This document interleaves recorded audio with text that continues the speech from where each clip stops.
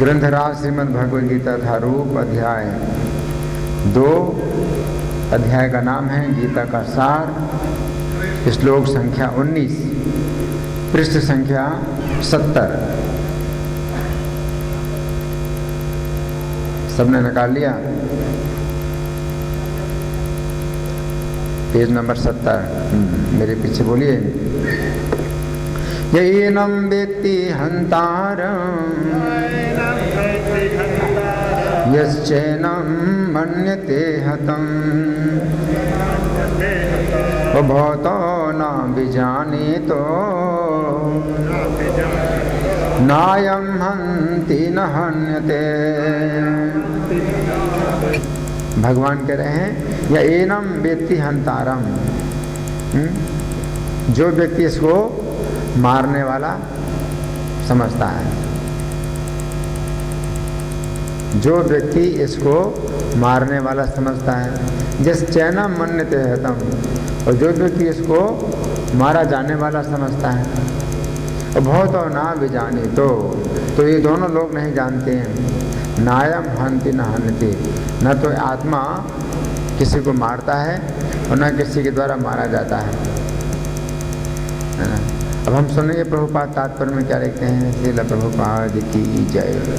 जब देहधारी जीव को किसी घातक हथियार से आघात पहुंचाया जाता है तो ये समझ लेना चाहिए कि शरीर के भीतर का जीवात्मा मरा नहीं। तो प्रभुपाद क्या समझा रहे हैं? भगवान ने क्या कहा कि जो मारने वाला समझता है, तो आप मार नहीं सकते हैं, किसी जीवात्मा को मार नहीं सकते हैं। शरीर के अंदर जो जीवात्मा है ये मरता नहीं है। आकार है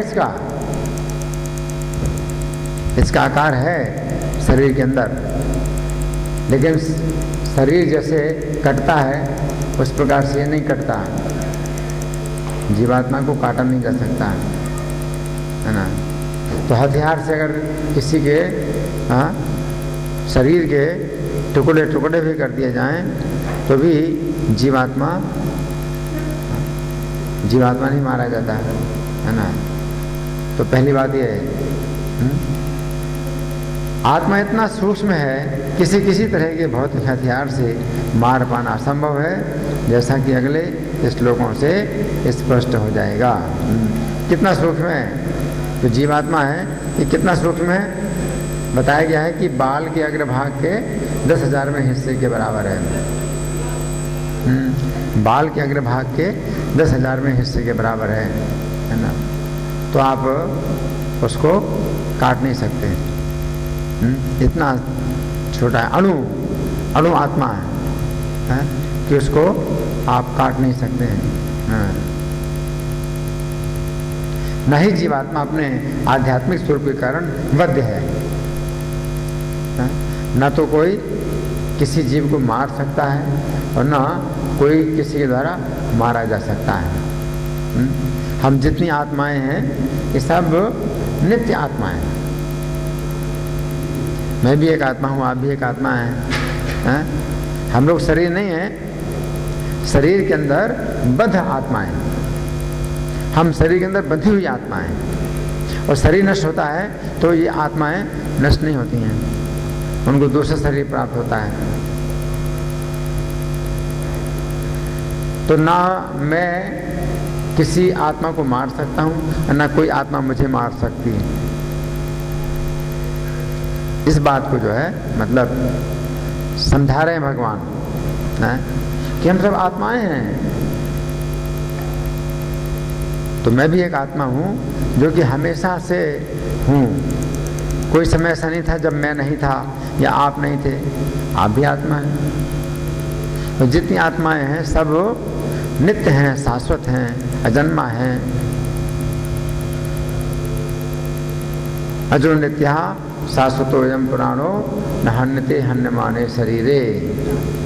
तो शरीर नष्ट होता है, और कितने शरीर नष्ट हुए हैं, लेकिन न तो मैं नष्ट होता हूँ, न आप नष्ट होते हैं, न ये लोग नष्ट होते हैं, कोई भी नष्ट नहीं होता। ये शरीर नष्ट, कितने शरीर नष्ट हो चुके हैं। मेरे शरीर भी कितने नष्ट हो चुके हैं, आपके भी शरीर कितने नष्ट हो चुके हैं, कोई गिनती नहीं है। कितने शरीर आपके भी नष्ट हुए और मेरे भी नष्ट हुए, लेकिन ना मैं नष्ट हुआ ना आप नष्ट हुए। और अगर मैं आपको नष्ट करना चाहूं तो नष्ट नहीं कर सकता।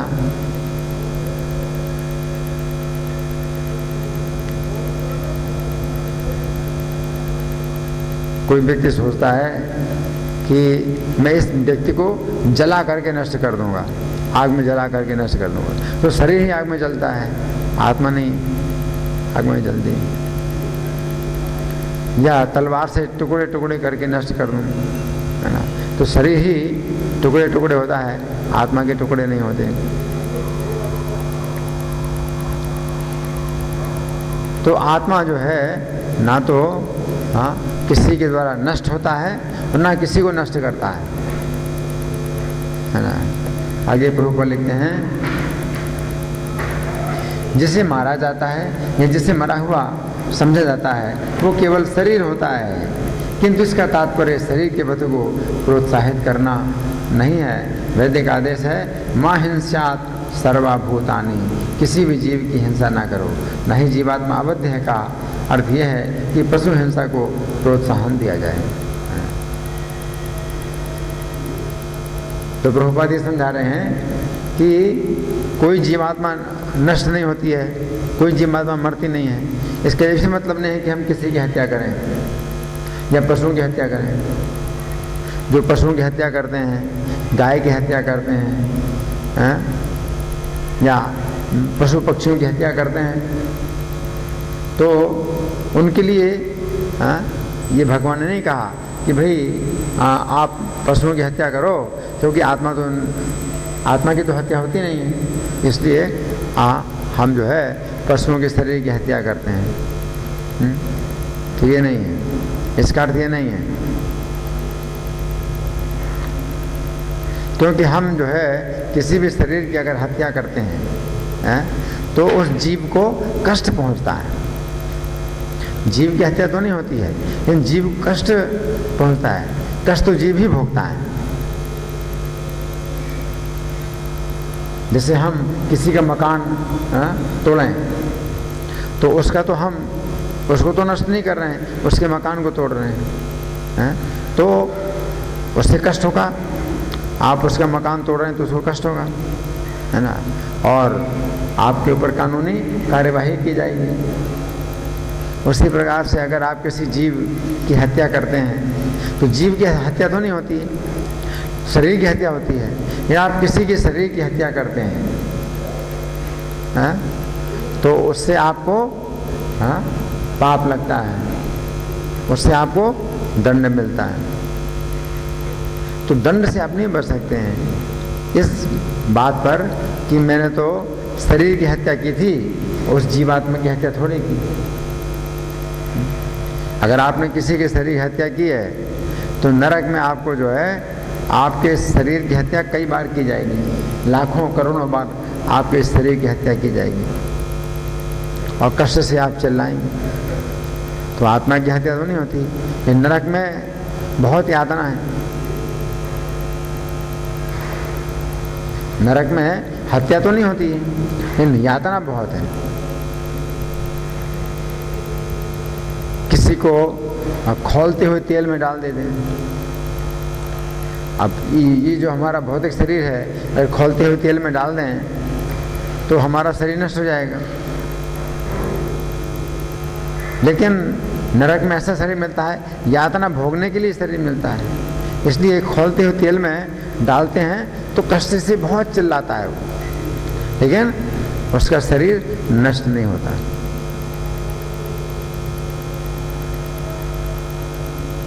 तो कितना कष्ट होगा।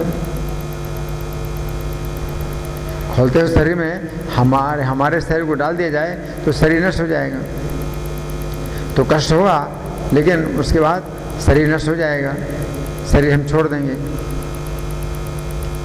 लेकिन नरक में जो पापी लोग होते हैं उनको ऐसा शरीर मिलता है कि शरीर उनका नष्ट नहीं होता और बहुत कष्ट होता है।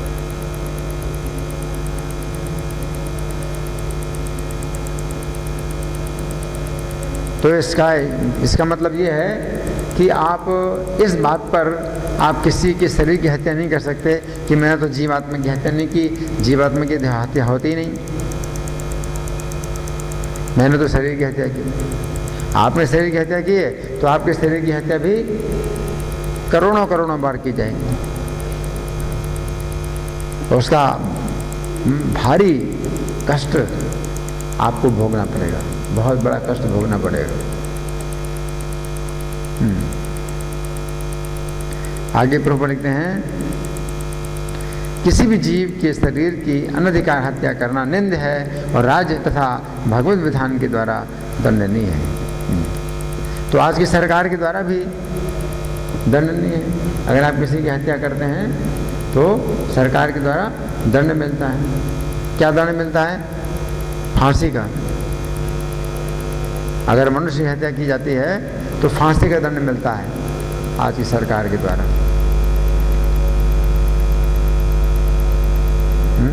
तो यहाँ पर ऊपर लिखते हैं कि राज और भगवत विधान द्वारा दंडनीय, और भगवान के विधान के द्वारा भी दंडनीय है। भगवान के विधान के द्वारा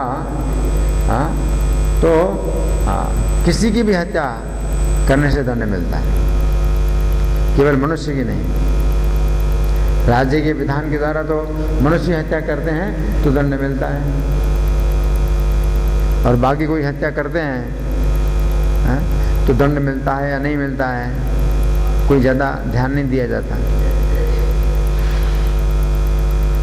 जैसे कुत्ते को कोई जो है गाड़ी में कुचल दे तो कोई केस नहीं चलता।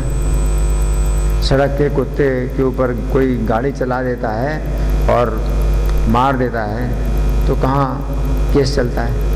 कोई केस नहीं चलता। लेकिन भगवान के विधान में केस चलता है।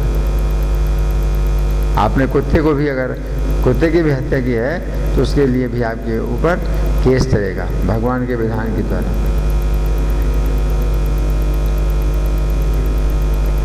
तो आगे प्रभु लिखते हैं,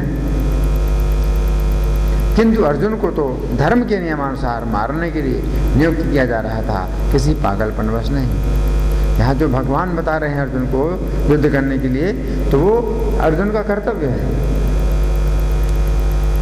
तो अर्जुन कर्तव्य है को जो है समझ करके युद्ध करें, इसलिए भगवान ये बात बता रहे हैं। लेकिन हमारे लिए नहीं है कि हम किसी की हत्या कर दें, अनावश्यक बिना किसी कारण के किसी को भी मार दो। और क्या कहेंगे कि गीता में तो भगवान ने कहा है कि आत्मा की हत्या होती नहीं। तो ऐसा नहीं है। जैसे आप कई भाई हैं और एक भाई मान लो पागल है, सड़क में घूमता है, कपड़े नहीं पहनता,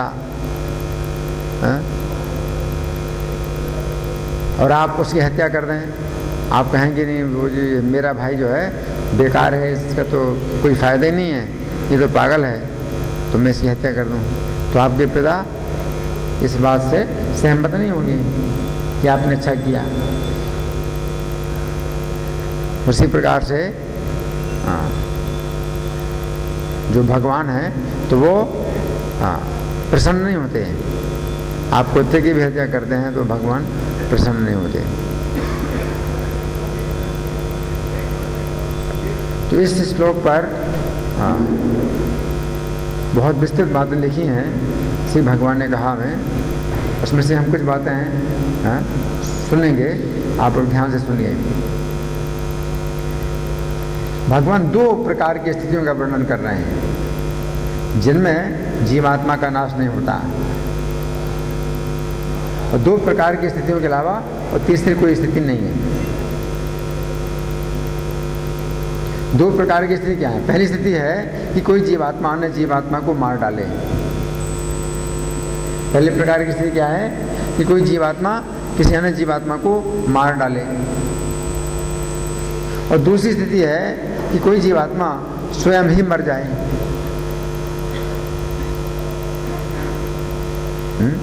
तो एक स्थिति क्या है कि कोई जीवात्मा किसी जीवात्मा को मार डाले,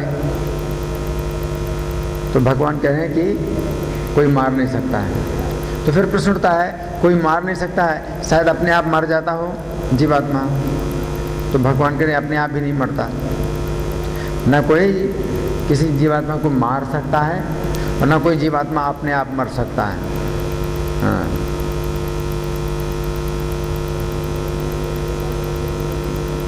तो दो प्रकार का ज्ञान पूरे जगत में फैला हुआ है। क्या कि जो व्यक्ति इस जीवात्मा को मारने वाला समझता है और जो व्यक्ति इस जीवात्मा को मरने वाला समझता है, दोनों प्रकार के लोग अज्ञानी हैं।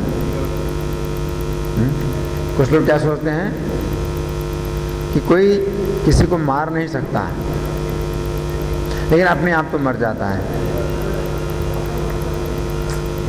तो लोग क्या सोचते हैं कि इस जीवन के अंत में मृत्यु होती है तो फिर सब कुछ खत्म हो जाता है।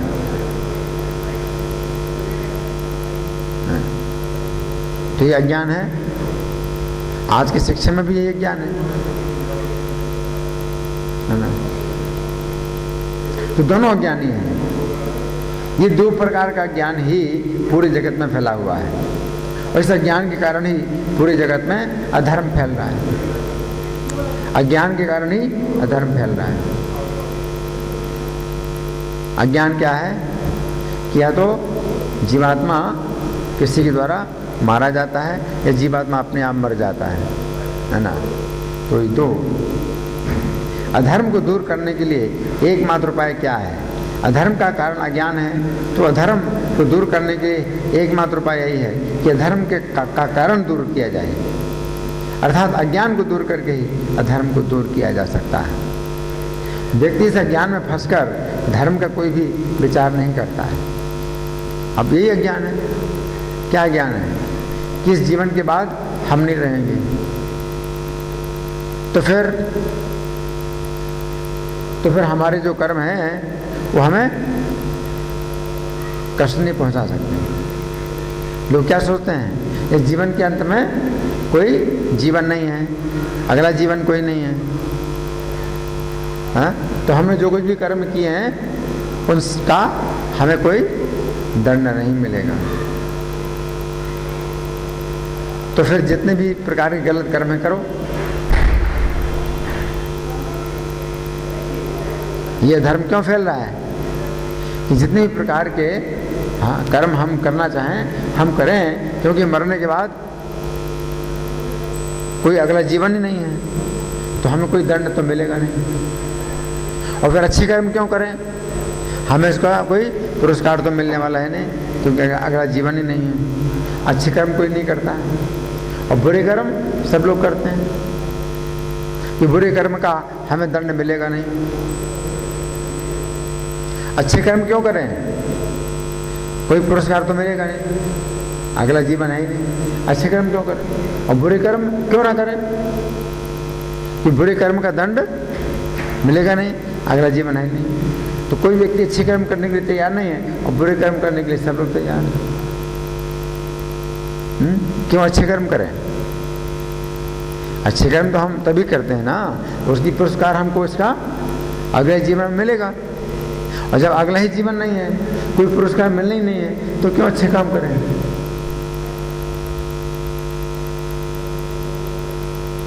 तो इसलिए जो लोग ये सोचते हैं कि भाई जीवन के बाद में अगला जीवन नहीं है, तो वो हरे कृष्णा वालों को जो है बुद्धू पागल मानते हैं कि हरे कृष्णा वाले तो पागल हैं, कि हरे कृष्णा करते हैं, इनको क्या मिलने वाला है, अगला जीवन तो है ही नहीं।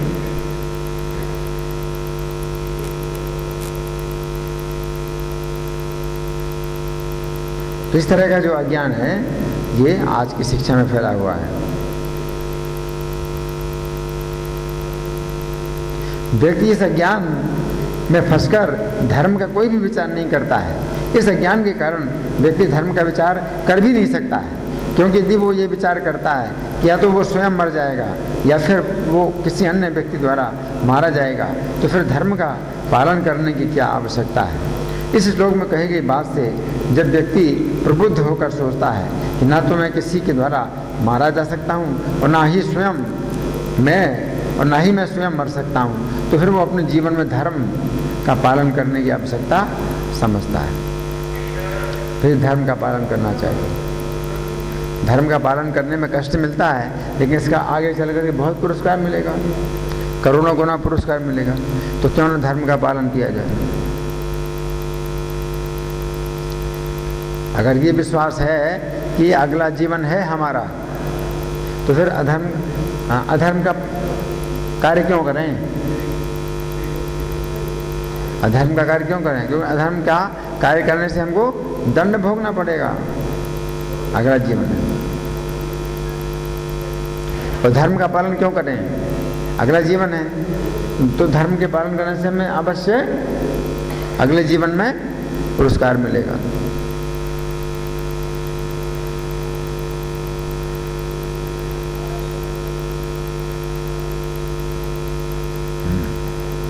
इस श्लोक में कही गई बात से जब व्यक्ति प्रबुद्ध होकर सोचता है कि ना तो मैं किसी के द्वारा मारा जा सकता हूँ, ना ही मैं स्वयं मर सकता हूँ, तो फिर वो अपने जीवन में धर्म का पालन करने की आवश्यकता समझता है, क्योंकि धर्म का पालन करने से उसे इस जीवन के अंत में अगला जीवन अधिक उन्नत तथा सुविधाजनक प्राप्त होगा।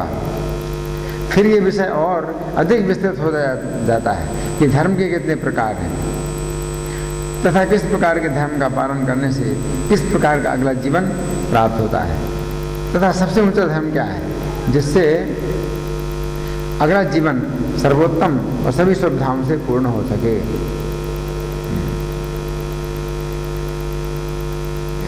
यदि कोई श्री कृष्ण की शरण लेता है तो किसी भी प्रकार के धर्म का पालन न करते हुए भी उसे सभी प्रकार के धर्मों का फल प्राप्त हो जाता है। देखो कितना बढ़िया शॉर्टकट है। क्या शॉर्टकट है कि श्री कृष्ण की अगर शरण ले तो किसी प्रकार के धर्म का पालन ना करते हुए उसे सभी धर्मों का पालन का फल प्राप्त हो जाता है, और किसी भी प्रकार का प्रयास ना करते हुए उसे सभी प्रकार के पापों से छुटकारा मिल जाता है।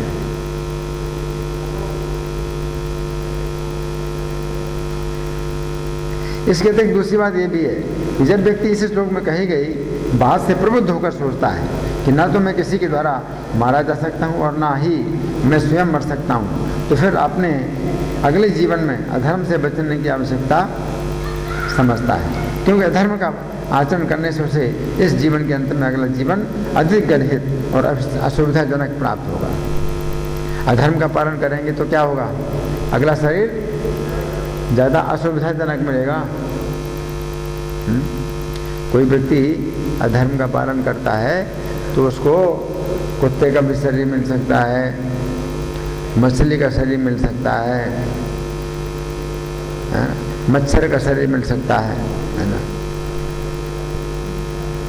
फिर ये विषय और अधिक विस्तृत होता जाता है कि अधर्म के कितने प्रकार हैं तथा किस प्रकार के धर्म का आचरण करने से अगले जीवन में किस प्रकार की असुविधाएं प्राप्त होती हैं। यही आत्मज्ञान का धरातल है,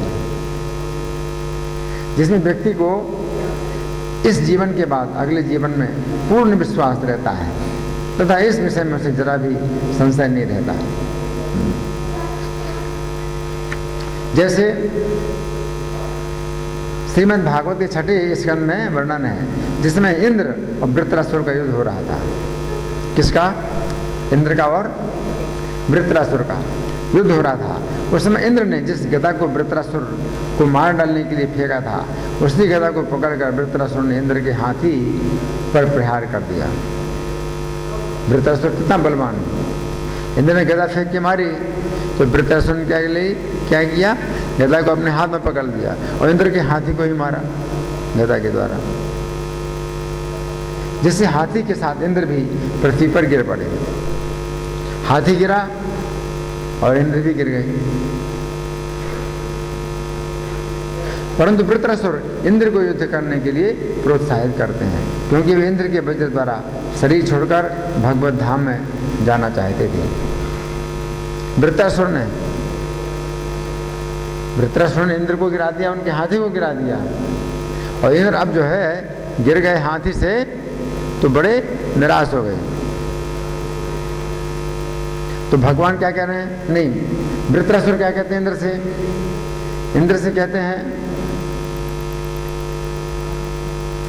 से कहते हैं कि इंद्र तुम युद्ध को मत छोड़ो,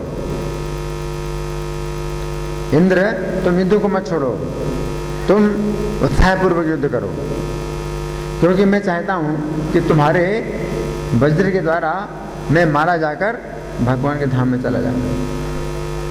इंद्र ने ऐसा कहा। नहीं, किसने ऐसा कहा? वृत्रासुर ने ऐसा कहा। वे आत्मज्ञान के धरातल पर विचार कर रहे थे कि इंद्र के वज्र द्वारा उनका शरीर ही नष्ट होगा, वे नहीं मारे जाएंगे। इसलिए वे इंद्र से कहते हैं, हे इंद्र, यदि तुम युद्ध में अपने वज्र से मेरा सिर काट लोगे तो मैं कर्म बंधन से छूट जाऊंगा। हे देवों के राजा, तुम अपने समक्ष खड़े अपने शत्रु मुझ पर अपना वज्र क्यों नहीं छोड़ते? यद्यपि तुम्हारी गदा का मुझ पर प्रहार निष्फल हो चुका है, परंतु ये वज्र निष्फल नहीं होगा। तुम्हें इस बात पर तनिक भी संदेह नहीं करना चाहिए। और तात्पर्य में प्रभुपाद लिखते हैं, वृत्रासुर भगवान विष्णु के उद्देश्य से परिचित थे। वृत्रासुर भगवान विष्णु के आदेशानुसार निर्मित इस वज्र द्वारा मारे जाने के लिए उत्सुक थे, क्योंकि उन्हें विश्वास था कि इस प्रकार वे भगवान के धाम में जा सकेंगे। वे तो केवल इस अवसर की प्रतीक्षा में थे कि कब वज्र छूटे। इसलिए वृत्रासुर ने इंद्र से कहा, यदि तुम मुझे अपना शत्रु समझकर मारना चाहते हो तो इस अवसर का सदुपयोग करो और मुझे मार डालो। वृत्रासुर कह रहे हैं, युद्ध में एक योद्धा दूसरे योद्धा को बोल रहा है, क्या बोल रहा है? कि मैं तो बहुत पुराना हूं, आप अगर नहीं जानते हैं कि मैं आपके पिता का मित्र हूं तो ठीक है, आप मुझे मार डालो, तुम्हें विजय मिलेगी और मैं भगवान के धाम चला जाऊंगा। वृत्रासुर क्या कह रहे हैं? दोनों फायदा है। पहला फायदा क्या है? तुम मुझे मारोगे तो तुम्हें क्या मिलेगा? विजय मिलेगी। और मुझे क्या फायदा है?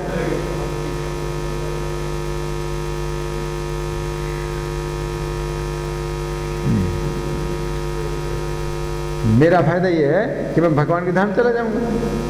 तो दोनों फायदे हैं। तुम्हारा कार्य हम दोनों के लिए लाभकारी होगा, अतः इसे तुरंत पूरा करो। वृत्रासुर कहे, जल्दी करो काम। फिर वे आगे कहते हैं, हे इंद्र, तुम्हारे वज्र के वेग से मैं भौतिक बंधन से मुक्त हो जाऊंगा और ये शरीर तथा भौतिक कामनाओं वाला ये शरीर त्याग दूंगा। तात्पर्य में श्री प्रभुपाद लिखते हैं, शुद्ध भक्त होने के कारण वृत्रासुर को केवल भगवान की सेवा करने की इच्छा थी, अतः भगवान ने इंद्र द्वारा उनके शारीरिक बंधन को निरस्त कराकर अपने धाम पहुंचने की व्यवस्था कर दी। तो इस प्रकार हम देखते हैं कि वृत्रासुर ने पूर्ण जीवन में आत्मज्ञान होकर स्थित होकर अपना शरीर छोड़कर भगवत धाम की प्राप्ति की।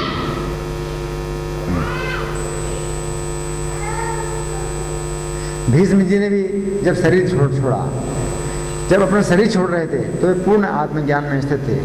उन्हें पता था कि अपने शरीर को छोड़कर वे किस स्थान में जाएंगे, इसलिए वे उस समय भगवान श्री कृष्ण से जाने की आज्ञा मांग रहे थे। उन्होंने कहा, श्री कृष्ण, अब आप आज्ञा दीजिए, मैं शरीर का परित्याग करूंगा। आपकी आज्ञा मिलने पर मुझे परम गति की प्राप्ति होगी।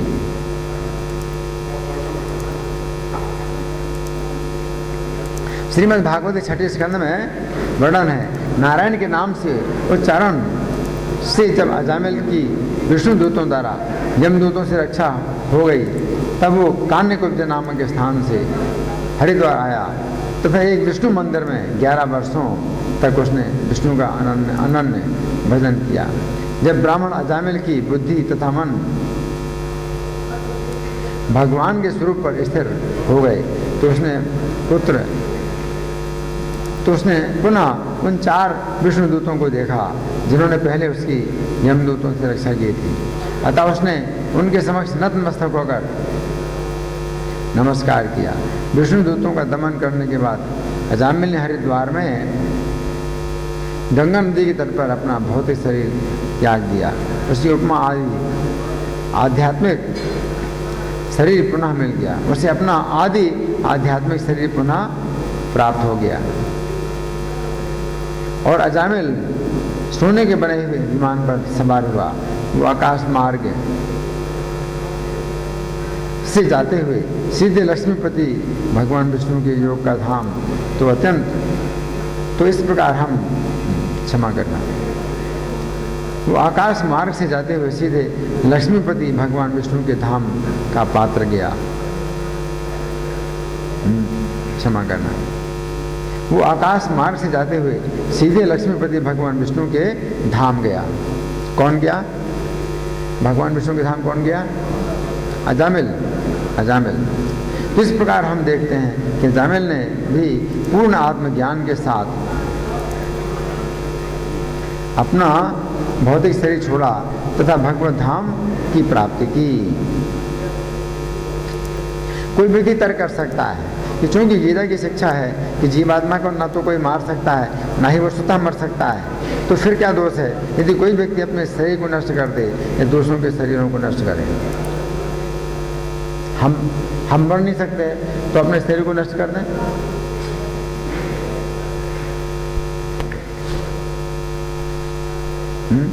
कोई व्यक्ति तर्क करेगा कि गीता में तो भगवान ने कहा है कि हम मर नहीं सकते, तो ठीक है हम अपने शरीर को नष्ट कर देते हैं, हम तो मर नहीं सकते हैं, तो इसमें क्या दोष है?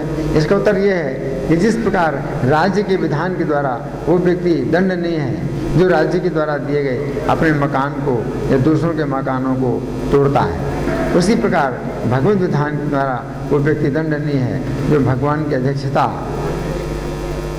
में प्रकृति द्वारा दिए गए अपने शरीर को या दूसरों के शरीरों को नष्ट करता है। आप ये नहीं कह सकते कि शरीर को मैं नष्ट कर दूं, मेरी आत्मा तो नष्ट नहीं होगी, तो ठीक है शरीर को नष्ट कर दूं। तो आप अपने शरीर को भी अगर नष्ट करते हैं तो उसमें आपको दंड मिलेगा। अपराध है, कानूनी अपराध है।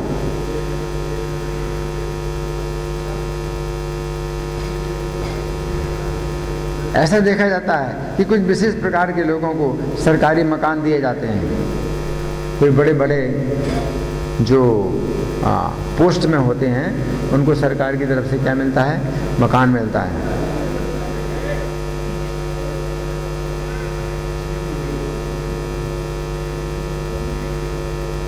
ऐसी स्थिति में उनके पास ऐसा कोई अधिकार नहीं होता कि वे अपना भी मकान तोड़ें, फिर दूसरों के मकानों को तोड़ने का प्रश्न ही कहाँ उठता है। आप कहें कि मकान मैंने बनाया, मैं अपने मकान को तोड़ूं, आप नहीं तोड़ सकते।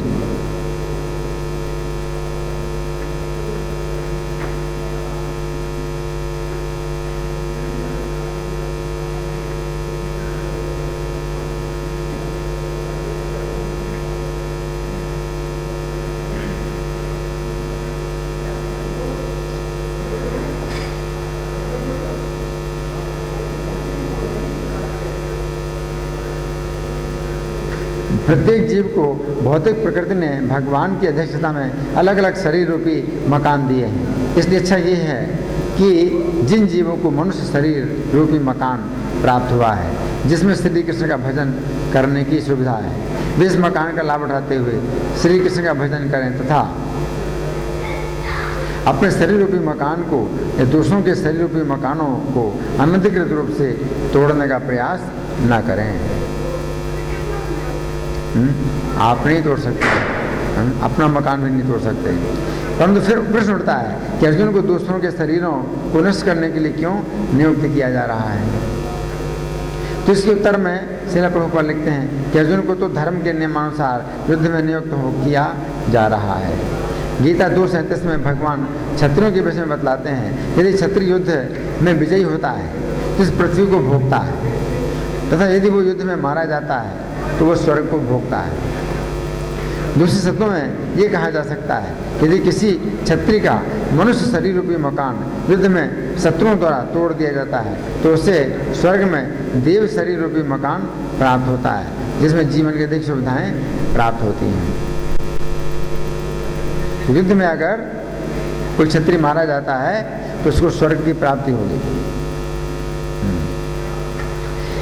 समस्या ये है, इस अविनाशी जीव को शरीर रूपी मकान चाहे पृथ्वी में प्राप्त हो चाहे स्वर्ग में, उसका शरीर रूपी मकान काल क्रम के अनुसार तथा कर्म फल भोगने के पश्चात नष्ट हो जाता है। स्वाभाविक स्थिति तो ये है कि जिस प्रकार जीव कभी नष्ट नहीं होता है, उसी प्रकार उसे शरीर रूपी मकान भी प्राप्त होना चाहिए जो कभी भी काल क्रम के अनुसार नष्ट ना हो। अगर हम नष्ट नहीं होते हैं तो फिर हमें ऐसे मकान क्यों मिलते हैं जो नष्ट होने वाले हैं? इसका मतलब यही है कि जगह हम सही जगह में नहीं आए, हम सही जगह में नहीं आए। हमारी सही जगह तो वो है जहाँ पर हमारा अपना ही मकान है और वो कभी नष्ट नहीं होता, तो भगवान के धाम।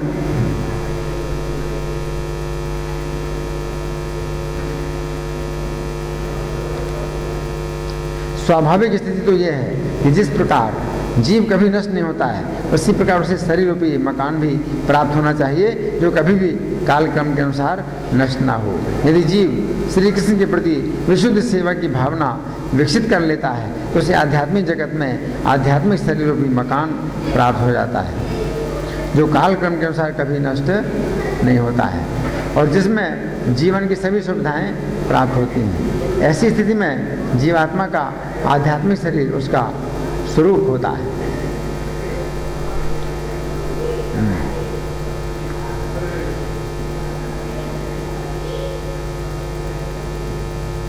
अब जीव और उसके आध्यात्मिक शरीर में उस प्रकार का अंतर नहीं होता जिस प्रकार का अंतर व्यक्ति तथा उसके मकान में होता है, क्योंकि जीव अपने आध्यात्मिक शरीर को ना तो कभी छोड़ता है और ना ही उसका आध्यात्मिक शरीर कभी नष्ट होता है।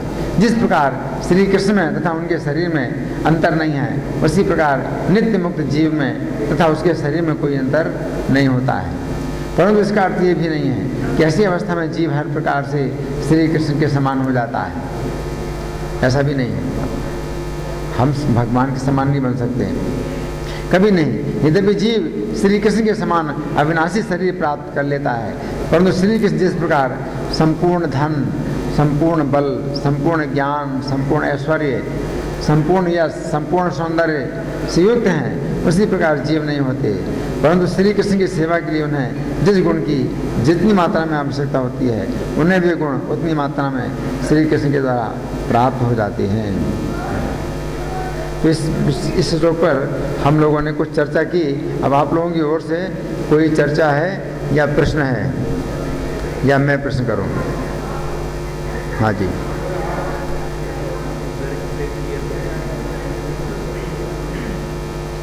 ले लीजिए।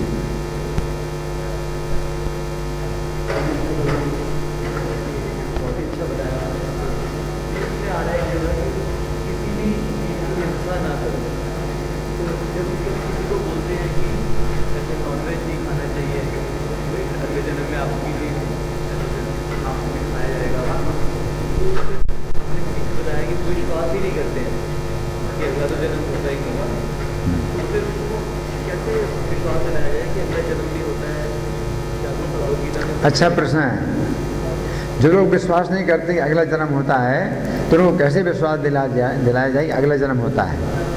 भगवान ने गीता में कई श्लोक ऐसे बोले हैं, जिसमें से 13वां श्लोक जो है, इसी अध्याय के जो 13वां श्लोक है, इसमें भगवान एक बड़ा सरल तर्क देते हैं। देहिनोस्मिन् यथा देहे कौमारम यौवनम जरा, कि शरीर में जो देही जीवात्मा है तो उसकी अवस्था जिस प्रकार से कुमार अवस्था से यौवन अवस्था में आती है और यौवन अवस्था से बुढ़ापे की अवस्था में आती है। तो आप देखिए कि इसी जीवन में आपका शरीर 20 साल पहले ऐसा नहीं था, दूसरा शरीर था। लेकिन आप उस चित्र को देख के क्या कहते हैं कि मैं यही हूं। तो वो मैं क्या है जिसको आप कह रहे हैं कि मैं वही हूं, जो नहीं बदला। 20 साल पहले का जो चित्र है आपका वो बिल्कुल बदल चुका है। अभी आपका शरीर बिल्कुल बदल चुका है पहले से, लेकिन आप उसी को देख करके क्या कहते हैं, मैं ये हूं, जो कि नहीं बदला। आप कहते हैं मैं ये हूं। उसको चित्र में हाथ का इशारा करके कहते हैं ये मैं हूं, जबकि उस चित्र में जो आपका शरीर है वो बिल्कुल अलग ही है। तो पूरा बदल चुका शरीर, और आप कहते हैं कि मैं यही हूं। तो वो क्या चीज़ है जिससे आप कहते हैं मैं ये हूं और जो नहीं बदला? आत्मा है। तथा देहांतर प्राप्त है, उसी प्रकार से दूसरे शरीर की भी प्राप्ति होगी। धीरज तथा न मोहित, तो धीर व्यक्ति को इससे मोहित नहीं होता है। बहुत सरल उपाय है।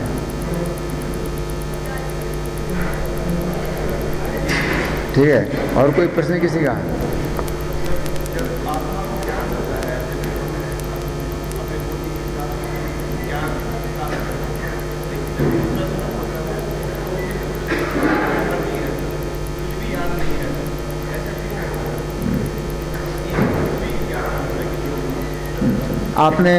आपका प्रश्न क्या है? पहले आपने बताया क्या? आपने कहा कि जो होता है दोबारा जन्म लेता है। जैसे अभी हमने जन्म लिया है, कोई अजीब भोगने के बाद हमने बहुत सारा ज्ञान नहीं किया, लेकिन जब अगला जन्म होता है किसी को कोई ज्ञान नहीं रहता, तो जब जीवात्मा होती है तो ज्ञान किसको होना चाहिए अगले जन्म में? देखिए, अगले जन्म की बात तो छोड़िए, जिस जन्म में भी आपको याद नहीं रहता। जैसे मान लीजिए आप रोज़ तो यहाँ नहीं आते, ठीक है, अब पिछले दिन इसी समय आप कहाँ थे, क्या कर रहे थे, तो आपको बहुत सोचना पड़ेगा, आपको याद नहीं। अगर रोज़ यहीं पर आते हैं तो आप कहेंगे कि पिछले दिन भी मैं इस समय यहीं पर गीता क्लास में बैठा था, लेकिन रोज़ तो आप नहीं आते। तो पिछले दिन आप कहाँ थे, क्या कर रहे थे, तो आपको स्मरण शक्ति को खोजना पड़ेगा, याद आएगा, है ना। तो बचपन की बहुत सी बातें हैं जो आप भूल चुके हैं, आपको कुछ भी याद नहीं है।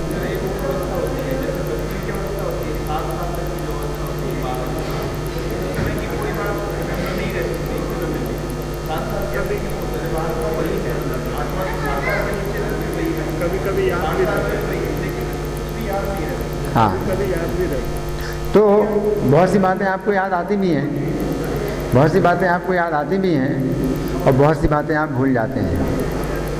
तो ये जो जीवात्मा है ये विस्मरणशील है, लेकिन वो बातें जो है जो आपको याद नहीं है, इसका ये मतलब नहीं है कि हुआ नहीं। जैसे आपको अपने जन्म की याद नहीं है, इसका ये मतलब नहीं कि आपका जन्म नहीं हुआ। यहाँ पर एक जो तर्क दिया जा रहा है वो ये तर्क दिया जा रहा है कि आपको याद नहीं है, इसका ये मतलब नहीं है कि वो था नहीं, है ना। तो आप अगर भूल जाते हैं, बहुत सी बातें भूल जाते हैं, है ना, एक दिन में ही भूल जाते हैं, 1 मिनट में भूल जाते हैं, है कि नहीं। आपने कोई जो है पानी पिया, फिर आप भूल जाते हैं मैंने पानी पिया गया, आप भूल जाते हैं। तो विस्मरणशील है। विस्मृति तो हमें होती है किसी भी चीज़ की, लेकिन इसका ये मतलब नहीं है कि घटनाएं हो रही हैं, घटनाएं तो हो रही हैं, है ना।